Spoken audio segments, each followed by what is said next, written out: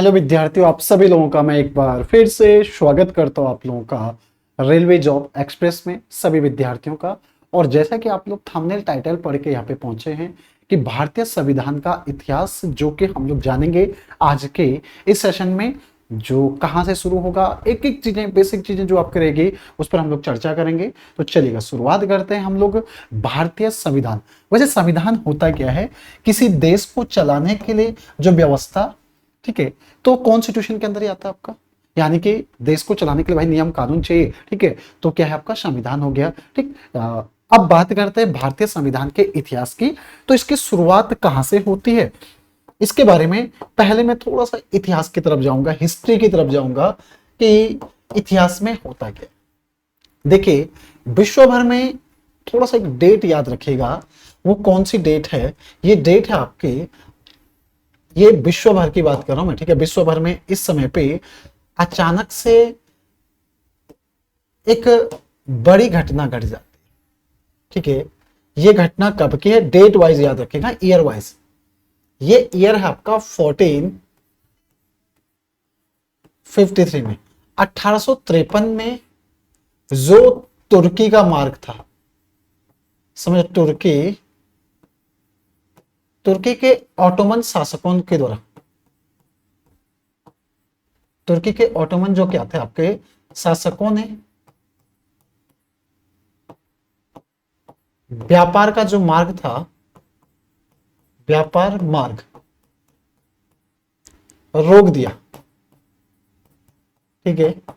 यानी यूरोप से जो लोग कहां पहुंच रहे थे आपके ईस्ट की तरफ पहुंच रहे थे, उसमें हम भी आते हैं भाई, इंडिया भी आता है। ये वाला टर्की के जो ऑटोमन शासक है उन्होंने इसको रोक दिया। अब इससे क्या हुआ? इसका परिणाम ये रहा, इसका जो परिणाम होता है कि विश्व भौगोलिक मार्गों की खोज होती है। समझ, भौगोलिक मार्ग यानी कि आपके समुद्री मार्ग की खोज होती है, ठीक है। इससे भाई विश्व भर में अब कौन सा वाला रूट बंद कर दिया गया था उस पर थोड़ा सा चर्चा कर लेते हैं। मैं मैप के अकॉर्डिंग अगर आपको समझाना चाहूं तो देखिएगा कौन सा वाला एरिया ये है बच्चा आपका यूरोप। ये पूरा का पूरा आपका क्या है? यूरोप है। यूरोप से जो कहां से टर्की होते हुए कहां पहुंचते थे, जो इंडियन कॉन्टिनेंट में पहुंचते थे, वो वाला रूट क्या कर दिया आपने? बंद कर दिया। ये पूरा का पूरा रूट बंद कर दिया। और नीचे क्या आपका अफ्रीका कंट्री है, ठीक है। नीचे क्या है? अफ्रीका कंट्री वाला एरिया। ये अफ्रीका कंट्री वाला एरिया हो गया, ठीक है। ये है अफ्रीका। आप सोचेगा कि आपका पैदल मार्च यहां से आता था, यहां टर्की ने यहां से बीच में मार्ग रोक दिया। अब भारत पहुंचना है किसी को तो कैसे पहुंचेगा? क्योंकि जो ट्रेड था और जो हम लोग इंडस वैली सिविलाइजेशन की बात करते हैं वहां भी इसके एविडेंस मिले थे। किससे? भाई मिस्र की सभ्यता से और मेसोपोटामिया की सभ्यता से, कि इनके बीच में क्या था? व्यापार था। अब ये जो पैदल मार्ग है इसको बंद कर दिया गया। तो कहीं ना कहीं यहां यूरोप में जो पुर्तगाली लोग थे वो चले कहां की ओर? ईस्ट की तरफ। और बाकी जो ऊपर के स्पेन के लोग थे वो चले आपके कहां पे? वेस्ट की तरफ। तो उसने क्या ढूंढ लिया भाई? अमेरिकन कॉन्टिनेंट की खोज कर ली, ठीक है। और वेस्ट की तरफ कौन निकले? तो यहां से पुर्तगाली लोग निकले, ठीक है। अब यहां से क्या हो गया? व्यापार के लिए जो पुर्तगाल के लोग, जिसमें हम लोग किसकी बात करते हैं? वास्को डिगामा यहां से निकलता है, कहां पहुंचता है? अफ्रीका पहुंचता है। और अफ्रीका से होते होते वो कहां पहुंच गया? भारत पहुंच गया, क्योंकि इसके बारे में जानकारी थी, ठीक है। तो हम एक डेट याद रख लेते हैं, यहां से ईयर याद रख लेते हैं,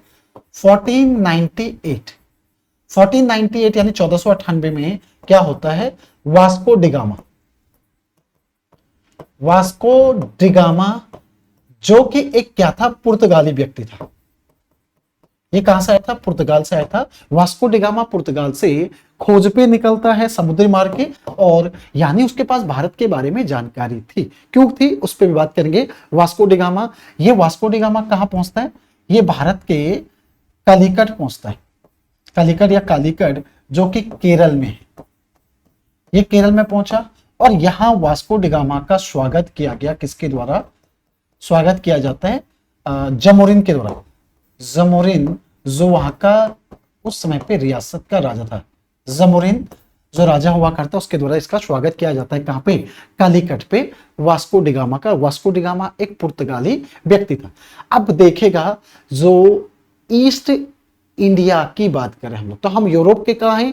ईस्ट में हैं, इसलिए अब जितनी भी कंपनी आएगी तो मैं उसको किस नाम से जानूंगा? ईस्ट इंडिया के नाम से जानूंगा। ठीक है, तो वो डच ईस्ट इंडिया, जैसे आपका French east India, English east India, ठीक है, हॉलैंड से जो आए थे आपके उन्हीं को डच या नीदरलैंड वालों को आपका डच कहते हैं। ठीक है, तो सबसे पहले भारत आने वाला यूरोपियन लोग कौन थे? पुर्तगाली थे। अब इसी संबंध में थोड़ा अगली स्लाइड पे हम जाएंगे तो बात करेंगे। ठीक है, चलो देखिए भाई, आपके हमने बात करी आपका कि ये तो भारत पहुंच गया, हम संवैधानिक इतिहास को पढ़ रहे, लेकिन सर आप हिस्ट्री कहां से बताने लग गए इसमें, तो सारा समझ में आ जाएगा। अब ये लोग जो भारत आए थे तो ये किसके लिए आया था? आपका व्यापार के लिए। ये वाला एरिया कौन सा हमारा? ये बे ऑफ बंगाल, ये आपका बे ऑफ बंगाल है। और ये कौन सा वाला एरिया हो गया आपका? तो ये अरेबियन सी वाला एरिया हो गया। ये अरेबियन सी वाला आपका एरिया हो गया, अरब सागर वाला। ठीक है, और नीचे इंडियन ओशन। ठीक, जो वास्को डिगामा पहुंचा था सबसे पहले कहां पहुंचा था? केरल के कालीकट बंदरगाह पे पहुंचता है। समझो कहां पहुंचता है आपका? ये कालीकट, यहां पहुंचा, कालीकट बंदरगाह पहुंच गया। कालीगढ़ बंदरगाह पहुंचने के बाद सीधा सीधा देखिएगा, यहां भारत का एक रियासत थी जो कि बीजापुर के अधीन थी। बीजापुर राजाओं के अधीन थी। कौन सा? गोवा। इस गोवा पर क्या किया गया? पुर्तगालियों ने 1510 ईस्वी में इन बीजापुर के शासकों को हरा दिया और इस पर क्या कर दिया? पुर्तगाल ने अधिकार कर दिया। पुर्तगाल ने अपने अधिकार में कर दिया। कौन सा? गोवा को। जो लोग भारत व्यापार करने के लिए आए थे उन व्यापारियों ने अब भारत के अंदर कहीं ना कहीं राजनीतिक पकड़ भी बना ली। इससे पहले तक क्या था? आपका आर्थिक आधार पर आप काम कर रहे थे, लेकिन अब क्या हो गया? राजनीतिक पकड़ भी हो गई भाई। और अकेले पुर्तगाली थोड़ा आए थे, समझो, पुर्तगालियों के साथ साथ कौन कौन आए थे? तो जो यूरोपियन लोग भारत आए, जो यूरोपियन भारत आए उनमें भाई आपका पुर्तगाली थे, पुर्तगाल से आए। ठीक है, उसके बाद आपके डच भी आ गए, फिर अंग्रेज आ गए। ठीक है ना, अंग्रेजों के बाद आपका भाई फ्रांसीसी लोग भी आ गए। तो ये कुछ महत्वपूर्ण है, जैसे कि पुर्तगाली आते हैं, डच आते हैं, उसके बाद अंग्रेज आते हैं आपका। ठीक है, अब इनकी भारत में कंपनियां बनती है। जो व्यापार करने के लिए भारत आए थे उनके लिए कंपनियां बनती है। तो सबसे ज्यादा हम लोग जो पढ़ेंगे वो किसको पढ़ेंगे? अंग्रेज कंपनी को, ईस्ट इंडिया कंपनी को। ठीक है, इस पर चर्चा करेंगे बाद में, पहले इसको देख लेते हैं। 1510 ईस्वी में पुर्तगालियों ने किसको? गोवा पर अपना अधिकार कर लिया। और याद रखिएगा, ये 1961 में क्या होता है? गोवा मुक्त होता है। गोवा आपका 1961 में मुक्त होता है, जहां पर भारतीय सेना ने क्या चलाया था? ऑपरेशन विजय चलाया था। ऑपरेशन विजय के तहत गोवा को मुक्त किया गया भारतीय सेना के द्वारा। किससे? भाई पुर्तगालियों से आपका इसको मुक्त किया गया। किसको? गोवा को। ठीक है, तो देखिए आए भी सबसे पहले कब आया था? आपका 1498 में कालीकट पहुंचा और गोवा पर अधिकार कर लिया। और 1961 में, यानी इससे सवाल क्या बनता है कि भारत आने वाले प्रथम यूरोपियन कौन थे? तो पुर्तगाली ही थे। और भारत से वापस लौटने वाले सबसे बाद में वो भी कौन थे? पुर्तगाली थे। तो यहां से हमारे लिए एक सवाल बन जाता है। ठीक है, बाकी एडिशनल पढ़ना आपको कि वास्को डिगामा भारत कितनी बार आया? तो 3 बार आया भाई। एक आपका 1498 में, फिर 1500 में, फिर 1524 में आता है। और यही कोची के आसपास उसकी क्या हो जाती है? मृत्यु हो जाती है। तो उसकी कब्रगाह भी इधर ही है। एक क्वेश्चन और आ गया कोची का। आप लोगों ने सुना होगा कोची के बारे में, कई बार पढ़ते भी हम लोग कोची को। भाई कोची क्या है? कोची को क्वीन ऑफ अरेबिक सी कहा जाता है। कोची को क्या कहा जाता है? अरब सागर की रानी। तो इसको अरब सागर की रानी क्यों कहते हैं? क्योंकि इसलिए कहा जाता है क्योंकि ये उस समय पर यूरोपियन व्यापार का केंद्र बन गया था। यूरोपियन व्यापार का केंद्र बन गया था, जिस कारण से क्या कहा जाता है? क्वीन ऑफ अरेबिक सी कहा जाता है। किसको? तो ये आपका कोची को, ठीक है ना, आगे समझ में, क्वीन ऑफ अरेबिक्स या अरब सागर की रानी। यहां तक कहानी खत्म। अब आगे बढ़ते हैं हम लोग किस पर, भाई बीच बीच में इतिहास की तरफ भी जाना है भाई। चलिए अब थोड़ा सा जो भारत में व्यापार करने जो लोग आ रहे थे उन लोगों का, क्योंकि कैजुअलिटी भी बहुत सारी होती है भारत में, ठीक है, क्योंकि जब आएंगे तो भाई कहीं ना कहीं राजाओं के साथ आप युद्ध कर रहे हो, अलग अलग जगहों पे कैजुअलिटी होती है, जिसका ब्रिटेन में विरोध होता है। तो ब्रिटिश पार्लियामेंट उनके लिए क्या करती है, एक्ट जारी करती है। और इन एक्टों में तो आपकी सबसे पहले क्या बनता है, ईस्ट इंडिया कंपनी बनती है। ईस्ट इंडिया कंपनी, ये ईस्ट इंडिया कंपनी कब बनी, वर्ष 1600 में इसकी स्थापना होती है। सर जगह कौन सी थी, तो जगह थी आपका ब्रिटेन, लंदन में, यूनाइटेड किंगडम के अंदर इसकी स्थापना होती है, किसकी, ईस्ट इंडिया कंपनी की।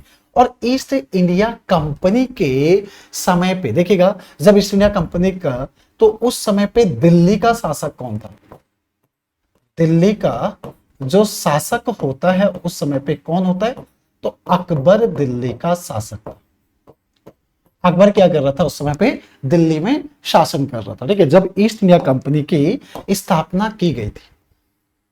उसके अलावा देखिएगा, जब ईस्ट इंडिया कंपनी दिल्ली में देखे स्थापना हुई थी, कहां पे, सॉरी लंदन में हुई थी स्थापना, है यानी कि भारत के अंदर जो भी यूरोपियन कौन है आपका, अंग्रेज हैं, तो उनके लिए वो कंपनी के अधीन आएंगे, किसके अधीन आएंगे, ईस्ट इंडिया कंपनी के अधीन आएंगे। तो ये कहां पे, तो ब्रिटिश संसद में, ब्रिटिश संसद में पारित एक्ट के तहत, पारित जो अधिनियम था उसके तहत इसकी क्या होती है, स्थापना होती है, ठीक है।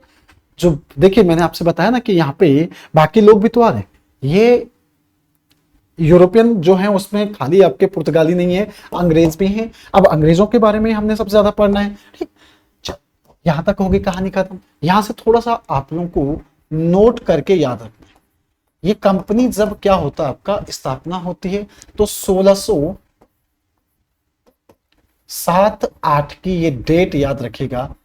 ये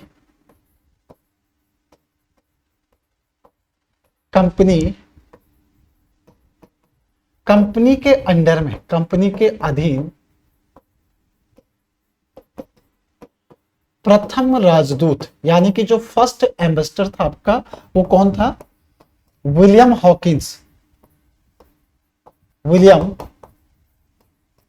हॉकिंस, विलियम हॉकिंस कहां पहुंचता है, जहांगीर के दरबार में, जहांगीर के दरबार में पहुंचता है। जब ये जहांगीर के दरबार में पहुंचता है, किसके लिए भाई, तो भारत में व्यापार के लिए, भारत में व्यापार और प्रथम फैक्ट्री की परमिशन की, फैक्ट्री की अनुमति मांगता है, अनुमति मांगता है, ठीक है ना। और जिसमें इसी के तहत इन्होंने क्या करी थी, कहां पे, सूरत में पहली फैक्ट्री लगाई, सूरत में प्रथम फैक्ट्री भी लगाई। किसने लगाया भाई प्रथम फैक्ट्री, तो ये आपके ईस्ट इंडिया कंपनी की पहली फैक्ट्री कहां पे लगी, सूरत में। तो यहां ये क्वेश्चन हमारा बन गया, ठीक। अभी कॉन्स्टिट्यूशन की तरफ जाएंगे, अभी तो आप व्यापार कर रहे हो, अभी तक ये कंपनी क्या करे, व्यापार करे। अब आर्थिक आधार पर ये अभी काम कर रहे हैं, लेकिन राजनीतिक इनका जो चरम सीमा पर पहुंचते हैं, कब पहुंचते हैं वो भी बात कर लेंगे, ठीक है, चलेगा। धीरे धीरे क्या होता है कि कंपनी व्यापार करते करते देखिएगा, ईस्ट इंडिया कंपनी का हम लोग कहां से चल देते हैं, ये गुजरात से अरेबिक सी होते हुए हम लोग पहुंच गए कहां पे, नीचे आपका केरला, और केरला से पहुंच गए।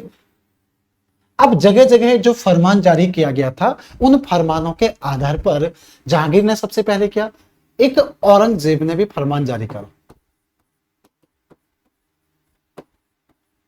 औरंगजेब का फरमान, औरंगजेब का फरमान जिसको क्या कहते थे, दस्तखत, दस्तखत कहते थे इसको, ठीक है ना। अब ये दस्तखत क्या था भाई, दस्तखत क्या था जो औरंगजेब ने जारी करा, ये लगभग आपका कब, 1675 में, 1675 नहीं बचा, ये आपका लगभग 1692 में, 1692 में, और जिसमें क्या कर दिया गया था आपका दीवानी राइट, दीवानी अधिकार किसको दे दिया? कंपनी को। दीवानी अधिकार कंपनी को दे दिया। दीवानी अधिकार का मतलब होता है कि आपका राजस्व प्राप्ति, राजस्व प्राप्ति यानी कि ये अधिकार दे दिया किसको? कंपनी को। लेकिन किस क्षेत्र का? तो ये क्षेत्र था ये वाला जो एरिया है ना, ये कौन सा वाला एरिया की बात कर रहा हूं मैं? तो बंगाल। औरंगजेब ने किसको दीवानी राइट दे दिया, यानी राजस्व। अब ये क्यों दिया गया था? क्योंकि उस समय पे जो पिंडारी थे, जो मराठा थे, मराठा भी अपने क्या थे? चरम सीमा पर थे, और जिसमें औरंगजेब ने इनको कहीं ना कहीं, भाई ये आपस में लड़ लें, समझो, कंपनी के लोग और ये जो मराठा है या जो पिंडारी है आपस में लड़ रहे हैं, ठीक है, ये इनका मामला होगा, जिससे कि मुझे एक मजबूती मिल जाएगी और मैं बाद में जो कमजोर हो जाएगा, समझो, उसे क्या कर लूंगा? आपका यहां समाप्त कर लूंगा। ऐसा औरंगजेब ने सोचा, लेकिन इसके ठीक विपरीत होता है, क्योंकि यहां ईस्ट इंडिया कंपनी मॉडर्न तरीके से युद्ध को लड़ रही थी, सही रणनीति से लड़ रही थी, ठीक। तो इसका कहीं ना कहीं नुकसान ही होता है, और वो जगह जगह अपने क्या बना लेते हैं? पक्के किले में तब्दील कर देते हैं। जहां आपने व्यापार के लिए जगह मांगी थी, उसे पक्के किलेबंदी में तब्दील कर देती है कौन? East India company. औरंगजेब यानी कि आपका 1692, इसके बाद 1707 में औरंगजेब की मृत्यु हो गई, तो भारत के अंदर अलग अलग क्या बनते हैं? स्वतंत्र राज्य बन जाते हैं। इस समय पे तो आपका क्या था? औरंगजेब के अधीन था, लेकिन जैसे औरंगजेब की मृत्यु होती 1707 में, तो भारत में अलग अलग आपके स्वतंत्र क्या बन जाते? स्टेट या राज्य बन जाते। उनमें से एक कौन सा है? बंगाल भी है। समझ, वहां तक उससे पहले तो गवर्नर था बंगाल का, ठीक है, लेकिन बंगाल में भी एक स्वतंत्र राज्य बन गया, अवध बन गया, जैसे हैदराबाद बन गया, बहुत सारे ऐसे छोटे छोटे क्या हो गए? राज्यों में तब्दील हो गया कौन? भारत के अंदर, ठीक है, जो शासन था, उसमें से बंगाल। अब बंगाल मैंने आपको बताया ना कि इन्होंने जगह जगह क्या मांगी थी? जो जगह मांगी थी उनको किले में तब्दील कर दिया था ईस्ट इंडिया कंपनी के लोगों ने। यहां मुर्शिद कुली खां बनता है। फिर यहाँ पे बंगाल में एक घटना होती है, कब? आपका 1756 में, 1756 में, जिसे ब्लैक हॉल ट्रेजेडी कहते हैं, काल कोठरी घटना।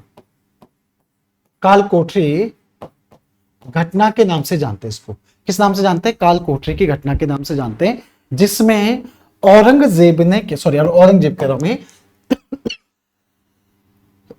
जो बंगाल का नवाब था, बंगाल का नवाब सिराज उल दौला, सिराज उल दौला, ये क्या करता है? बंगाल के नवाब ने वहां पर जो कंपनी के लोग थे जिन्होंने दीवानी राइट ले लिया था, अब ये अपनी मर्जी कर रहे थे, ठीक है। दीवानी राइट का मतलब पूर्ण रूप से कर वसूलना, ठीक है, ये राइट इनके पास था। तो सिराजुद्दौला ने क्या किया कि इस समय पे ये थोड़ा कमजोर पड़ गई थी ईस्ट इंडिया कंपनी, क्योंकि ये उस समय पे लगभग दक्षिण की तरफ चल पड़े थे सभी। क्यों? फ्रांसीसियों के साथ इनका क्या चल रहा था? युद्ध चल रहा था, समझो, इस वजह से दक्षिण की तरफ चल पड़े। अब वहां कौन रहे होंगे बंगाल में? बच्चे बूढ़े वही तो रहे होंगे। इसका फायदा उठा के और किसने? सिराजुल दौला ने इनको वहां से खदेड़ दिया, और कहा जाता है कि एक छोटे से कमरे में 144 लोगों को ठूस दिया, जिसमें से लगभग 22 ही लोग बच पाए, बाकी सारे के सारे मर गए थे। तो उसी को कहते हैं ब्लैक हॉल ट्रेजेडी, काल कोठरी की घटना। इसके बाद क्या होता है भाई? इसके बाद ईस्ट इंडिया कंपनी के लोग थोड़ा सा सारे के सारे अब एक युद्ध देखेगा बहुत भारतीय इतिहास में, इसके बारे में,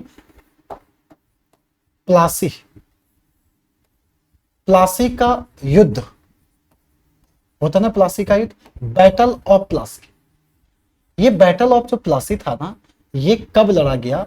ये लड़ा गया था आपका 1757 में, 1757 में लड़ा गया था। इसमें किस किस के बीच में ये युद्ध होता है ऐसा पूछता है, तो ये लड़ा गया था आपका east India company, east India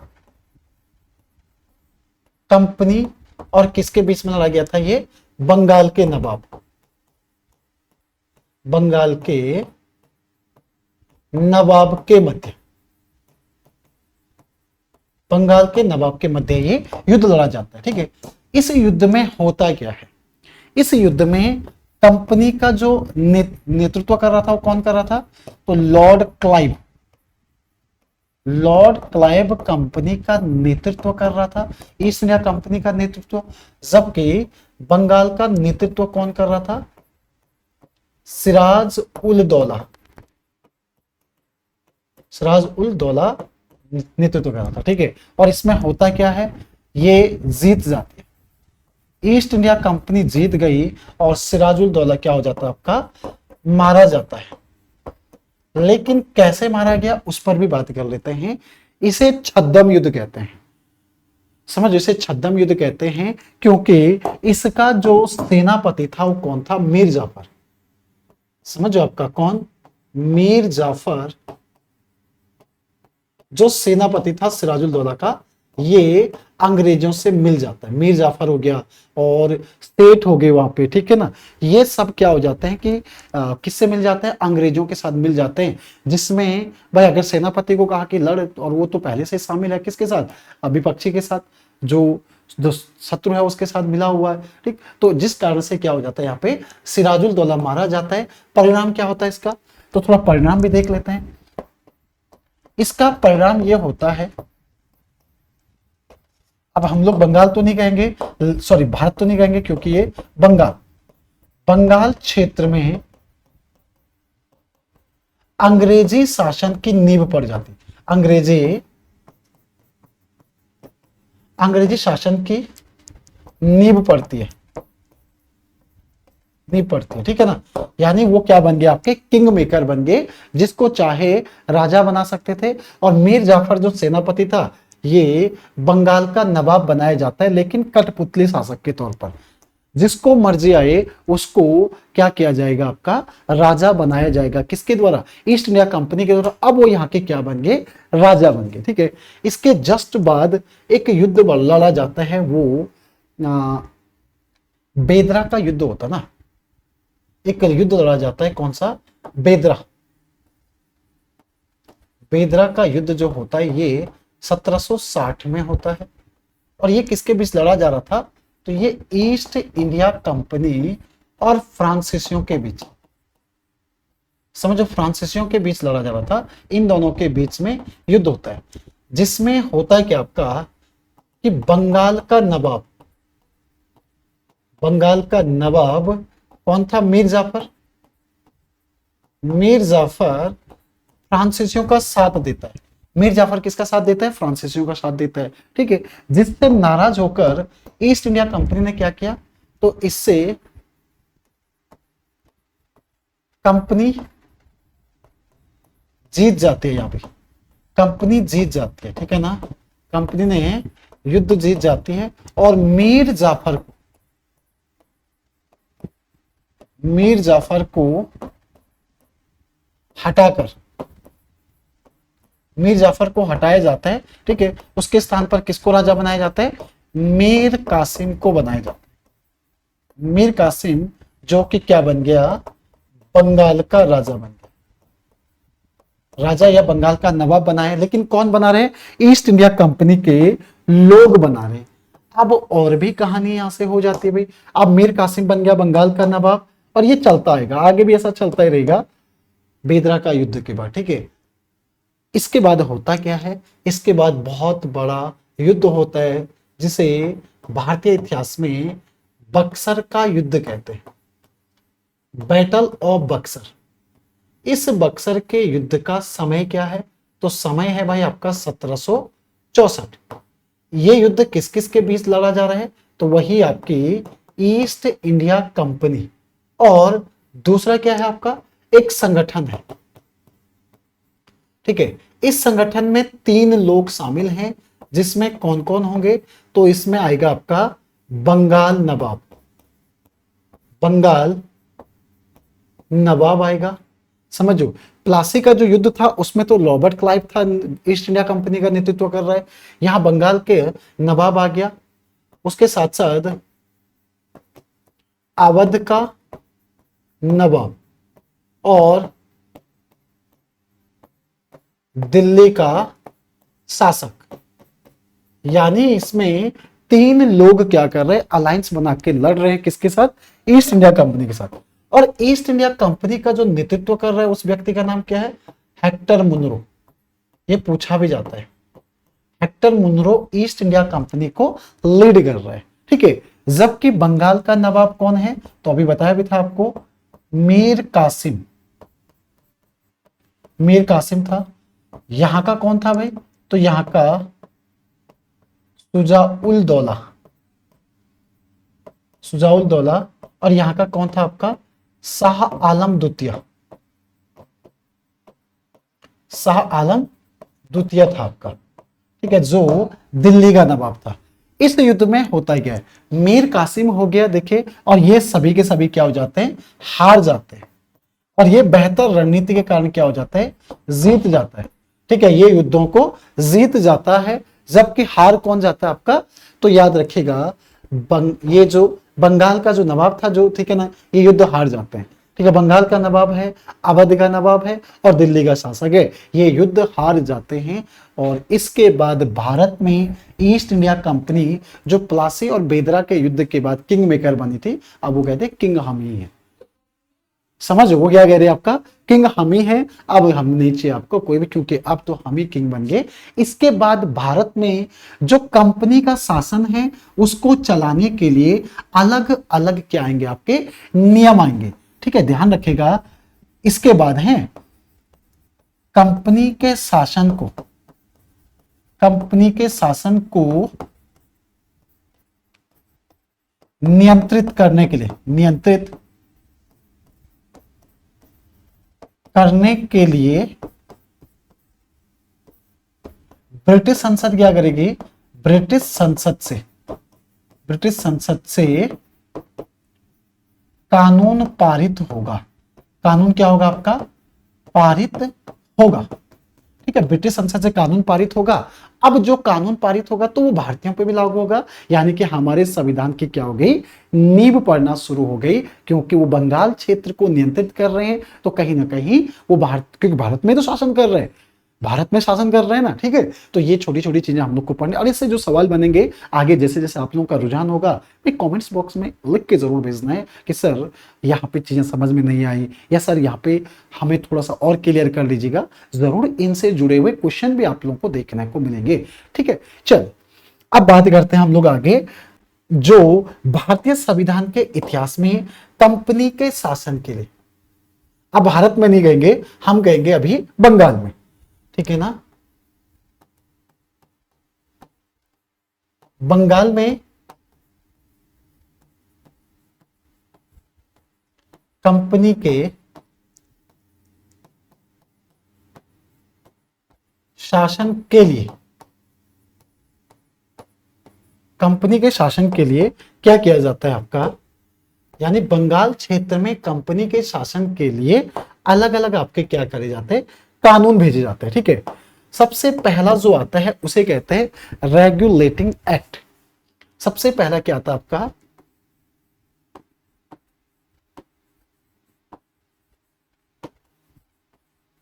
regulating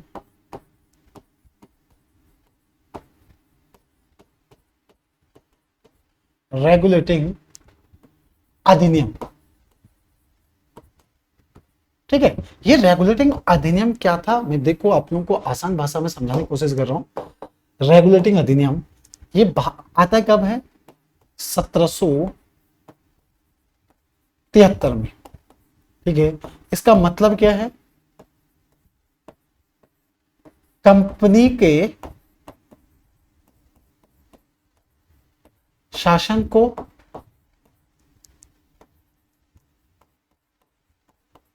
आसान बनाना। इसका उद्देश्य क्या है कि भारत में कंपनी के शासन को आसान बनाना, और इसमें क्या क्या प्रावधान थे, प्रोविजन क्या थे, प्रावधान। अब देखेगा, इसे कहेंगे प्रथम लिखित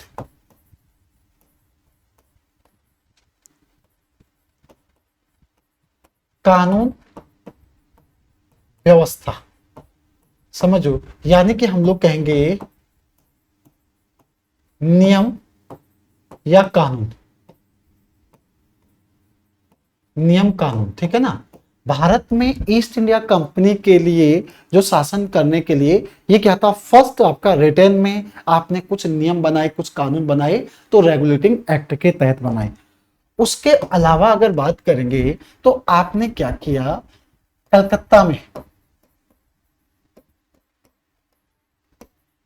कलकत्ता में एक सर्वोच्च न्यायालय बनाया, सर्वोच्च न्यायालय बनाया, ठीक है, सर्वोच्च न्यायालय बनाया। और जिसके मुख्य न्यायाधीश कौन थे, तो इसके मुख्य न्यायाधीश,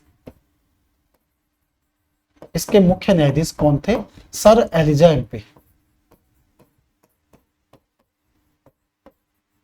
सर एलिजा एम्पे थे, ठीक है।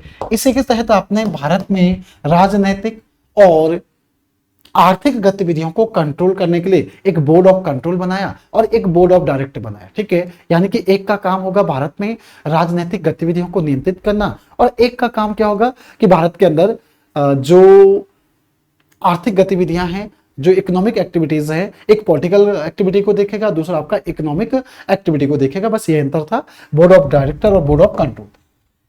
इसी में आपने क्या किया देखिएगा, संपूर्ण शासन,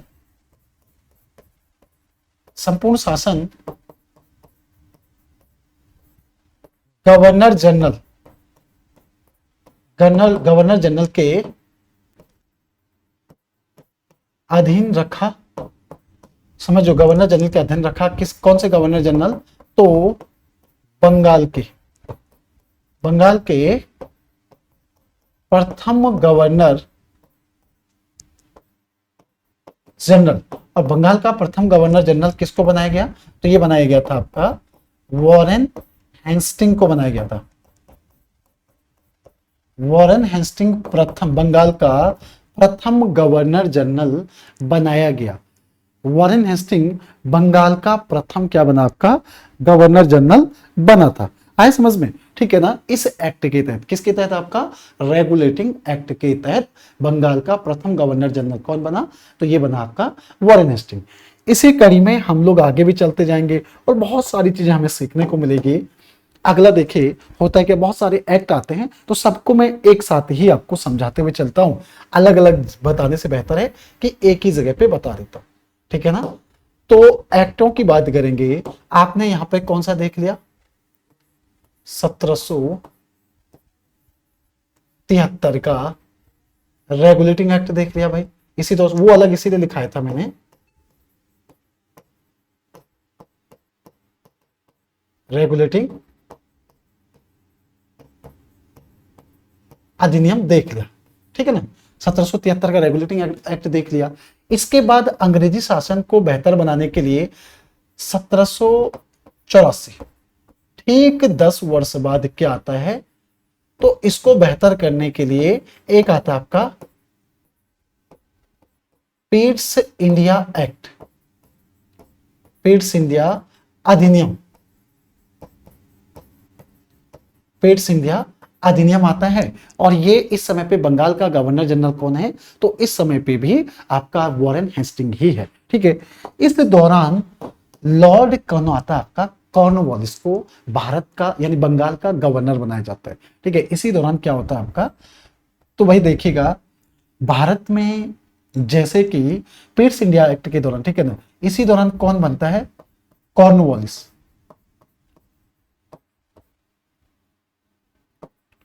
कॉर्नवालिस जो क्या बना, बंगाल का गवर्नर जनरल। इसके समय पे क्या क्या होता है, कुछ इंपॉर्टेंट चीजें मैं आपको बताना चाहूंगा, जैसे कि 1793 में, 1793 में भारत में स्थायी बंदोबस्त, स्थायी बंदोबस्त, ठीक है। 1793 में क्या आते हैं भारत में, स्थायी बंदोबस्त, जिसे क्या कहते हैं, परमानेंट सेटलमेंट व्यवस्था, ठीक है। परमानेंट सेटलमेंट व्यवस्था, जिसके तहत जिसे क्या कहते हैं, जमींदारी प्रथा भी कहते हैं। जमींदारी प्रथा की शुरुआत हुई थी। अब ये जमींदारी प्रथा क्या होती थी भाई, जमींदार बनाया जाता था, एक जमींदार होता था और वो जमींदार क्या करेगा, यानी कई गांवों की जमीनों को मिलाकर एक जमींदार के पास दे दिया। ठीक है, वो जमींदार क्या करेगा, वहां के किसानों से भाई कर इकट्ठा करेगा, टैक्स इकट्ठा करेगा और 90% किसको देगा, बंगाल देगा, यानी कि सरकार को, ईस्ट इंडिया कंपनी को देगा। और 10% क्या होता था, उसका अपना शेयर होता था, ये जमींदार का शेयर होता था। यही थी जमींदारी प्रथा, जो अंग्रेज ईस्ट इंडिया कंपनी के लोगों ने, यहाँ पे किसने, कॉर्नवालिस ने इंट्रोड्यूस कराया था।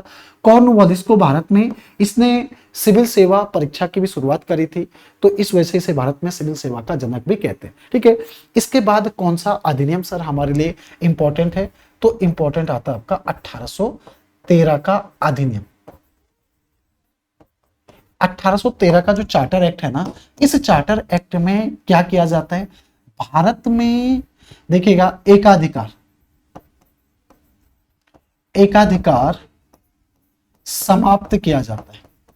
एक कैसा एकाधिकार सर समाप्त किया आपने, तो आपने सभी एकाधिकार यानी कि मोनोपोली भारत के अंदर व्यापार करने के लिए, अब सिर्फ ईस्ट इंडिया कंपनी व्यापार नहीं करेगी, बाकी कंपनियां भी व्यापार करेगी, आपकी मोनोपोली समाप्त कर दी। दो चीजों को छोड़कर एकाधिकार को समाप्त कर दिया, लेकिन दो चीजों को छोड़कर, एक तो चीन व्यापार और दूसरा भारत में चाय व्यापार, इन दोनों को छोड़कर बाकी सभी के सभी ईस्ट इंडिया कंपनी के व्यापार को समाप्त कर दिया। दूसरा, इस एक्ट के तहत आपने क्या किया, 1,00,000 रुपए शिक्षा के लिए जारी किए। 1,00,000 रुपए आपने शिक्षा के लिए क्या करे, जारी किए थे। ठीक है, इसी एक्ट के तहत। चलिए नेक्स्ट बढ़ेंगे अगला एक्ट के लिए। अगला आएगा आपका 1833 का चार्टर एक्ट कहते हैं इसको, है। इस एक्ट में सर हमने क्या क्या देखा, तो देखिए इस समय पे एक तो याद रखना, विलियम बेंटिंग, विलियम बेंटिंग क्या है, बंगाल का गवर्नर है। बंगाल का जो गवर्नर था वो अब क्या बन गया, संपूर्ण भारत का, संपूर्ण भारत का गवर्नर बन गया 1833 के एक्ट के तहत। कौन, विलियम बेंटिंग, जो खाली बंगाल का था इससे पहले, अब वो संपूर्ण भारत में गवर्नर कहा जाएगा, तो विलियम बेंटिंग। ठीक है, इसी 1833 के एक्ट के तहत आपने क्या करा था, सती प्रथा, सती प्रथा, भारत में ठगी प्रथा, ये क्या करी थी, इस पर प्रतिबंध लगाया था। इस पर क्या लगा दिया, प्रतिबंध लगा दिया 1833 के अधिनियम के तहत। भारत में इसी के तहत पहली बार क्या होती है, अंग्रेजी शिक्षा और विधि आयोग, लॉ कमीशन की शुरुआत की जाती है। किसकी अध्यक्षता में, लॉर्ड मैकाले की अध्यक्षता में। ठीक है, और यहां पर जो सती प्रथा है, इसमें राजा राम मोहन रॉय की सहायता से विलियम बेंटिंग इस पे क्या लगा पाता है, प्रतिबंध लगा पाता है। ठीक है, ये हो गया आपका 1833 का एक्ट। अंग्रेजी शिक्षा की शुरुआत हुई थी। उच्च वर्ग और निम्न वर्ग में से किसी को आपका, जो कि दिखता भारतीय है लेकिन जिसकी विचारधारा क्या है, ब्रिटिश है, इस तरह के लोगों को शिक्षा दी जाएगी, यानी अपने काम को आसान बनाने के लिए। इसके बाद जो एक्ट आता है ना, वो आता है 1853 का। 1853 का भारत में एक क्या आता है, वुड डिस्पैच। अब वुड डिस्पैच क्या होता है, इसे कहते हैं भारत में शिक्षा का मैग्ना कार्टा। यहां बड़े स्तर पर आपने क्या करा, शिक्षा में काम किया। ठीक है, इसी दौरान आपने भाई सार्वजनिक जो लोक निर्माण विभाग जो होता है ना, पब्लिक वर्क डेवलपमेंट की स्थापना करी। इसी एक्ट के तहत आपने, इस दौरान लॉर्ड डलहौजी भारत में है, जिसने व्यक्तगण की नीति, राज्य हड़प नीति को लाया था। कौन, लॉर्ड डलहौजी। ठीक है ना, इसी के समय पे आता है राज्य हड़प नीति भी। और एक एक्ट भी आता है, कौन सा, हिंदू विधवा पुनर्विवाह अधिनियम भी आता है, ईश्वरचंद विद्यासागर के सहयोग से इसी समय पे आता है। ठीक है, ये महत्वपूर्ण चीजें थी इसमें। अब 1857 की क्रांति होती है। 1857 की क्रांति के बाद 1858 में क्या आता है, भारत सरकार अधिनियम आता है। और भारत के अंदर इस एक्ट के तहत ईस्ट इंडिया कंपनी का सारा शासन समाप्त कर दिया जाता है। और शासन किसके हाथों में चला गया? शासन चला जाता है ब्रिटिश सम्राट के हाथों में, समझ, 1858 के तहत। और भारत में एक आपने सचिव पद की शुरुआत करी और जो गवर्नर जनरल था वो क्या बन गया? वॉइस रॉय बना दिया गया। समझ, जो गवर्नर जनरल को वॉइस रॉय बना दिया। और प्रथम जो वॉइस रॉय बना इसके तहत वो कौन बना? तो ये बना था भाई लॉर्ड कैनिंग। आ गया यहां तक समझ में? ठीक है, 1858 तक आपको समझ में आ गया। इसके बाद के जो अधिनियम है उन अधिनियमों को जान लेते हैं भाई, थोड़ा सा जस्ट 1 मिनट है, चलेगा। तो 1858 के अधिनियम के बाद भी कुछ कहानियां हैं, तो बिल्कुल भाई कहानियां हैं। अब हम लोग जो जानेंगे तो जो अलग अलग आपके अधिनियम आ रहे हैं उनमें से 1909 का अधिनियम जानेगा। 1909 का अधिनियम जिसको क्या कहते हैं आप लोग? मिंटो मार्ले रिफॉर्म भी कहते हैं। समझ, मार्ले मिंटो या मिंटो मार्ले रिफॉर्म भी कहते हैं, सुधार भी कहते हैं। ये गवर्नर जनरल और सचिव है भारत के अंदर। इसमें क्या किया जाता है? सामुदायिक निर्वाचन प्रणाली, सामुदायिक निर्वाचन प्रणाली की शुरुआत की जाती है। यानी क्या होगा आपका? मुस्लिम, समझो, जो क्या है आपका? मुस्लिम समुदाय को अलग क्या दिया जाता है आपका? भाई निर्वाचन मंडल की व्यवस्था की जाती है। तो इस कारण से यहाँ पे फूट डालो जो राज करो की नीति थी ना, वो अंग्रेजों की चली आ रही, जो कि 58 में शुरू कर दिया था, अब भी चले। ठीक है, अब इसके बाद जो अधिनियम आता है वो कौन सा आता है? तो 1919 का, इसे कहते हैं भारत शासन अधिनियम। बहुत सारी चीजें हैं, मैं शॉर्ट में आपको समझा रहा हूं। इस अधिनियम को क्या कहा जाता है भाई? काला कानून भी कहते हैं। ठीक है, इतिहास नहीं पढ़ा रहा हूं मैं, संविधान का इतिहास पढ़ा रहा हूं कि कहां कहां क्या क्या व्यवस्था की गई थी। इसमें सबसे पहले तो आपने क्या किया? द्वैध शासन को लागू किया। द्वैध शासन लागू किया गया, लेकिन कहां पे? प्रांतों में। ठीक है, जो प्रांत थे वहां पे लागू किया गया। दूसरा, महिलाओं को वोट देने का अधिकार, महिलाओं को वोट देने का अधिकार दिया गया इसी दौरान 1926 में। इसी में आपने क्या कर दिया? रेलवे बजट को अलग किया। रेलवे बजट को 1924 में एकवर्थ कमेटी के द्वारा अलग कर दिया गया। इसी दौरान आपने क्या करा? संघ लोक सेवा आयोग, यानी कि हम संघ नहीं कहेंगे, लोक सेवा आयोग, लोक सेवा आयोग का क्या क्या गठन किया गया 1926 में, 1926 में, इसी अधिनियम के द्वारा। किस अधिनियम के द्वारा? तो 1919 के भारत शासन अधिनियम के द्वारा। ठीक है, इसके बाद देखेगा आना चाहिए था 29 में, लेकिन 29 में नहीं आता है क्योंकि उस समय पे भाई 10-10 साल में आ रहा था। उस समय पे ब्रिटेन में चुनाव थे। तो 1927 में आपका आता है साइमन कमीशन। साइमन कमीशन देखिएगा ये कहां पे? लंदन में बना। और देखिए भाई आपका ये भारत पहुंचा कब? 1928 में भारत पहुंचता है। लेकिन भारत में इसका क्या किया गया? विरोध किया गया। साइमन गो बैक के जो नारे लगे और जिसका नेतृत्व कौन कर रहे थे? लाला लाजपत राय कर रहे थे, जिसमें क्या हो गई थी? लाला जी की मृत्यु हो जाती है। फिर इस दौरान बहुत सारी घटनाएं होती है, जैसे राउंड टेबल, फिर आपका 1931-32 का जो कॉमनवेल्थ पंचायत है, दांडी मार्च है। तो भारत में देखो स्वतंत्रता का समय चल रहा है। ठीक, तो इसके बाद जो अंतिम एक्ट आता है वो आता है 1935 का। 1935 का गवर्नमेंट ऑफ इंडिया एक्ट।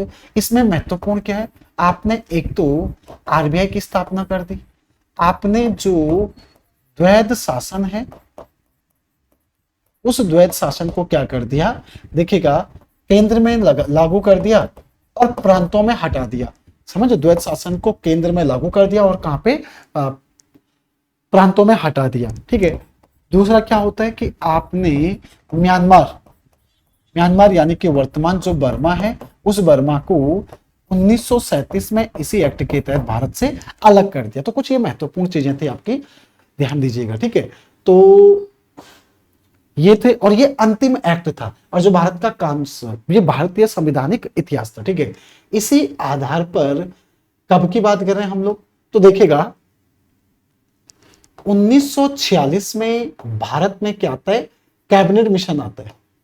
लेकिन ये कैबिनेट मिशन जिसमें कितने 3 सदस्य थे, ये आता कैसे है भाई, क्योंकि आप जानते हैं कि 1939 से लेकर 45 तक विश्व युद्ध चल रहा था।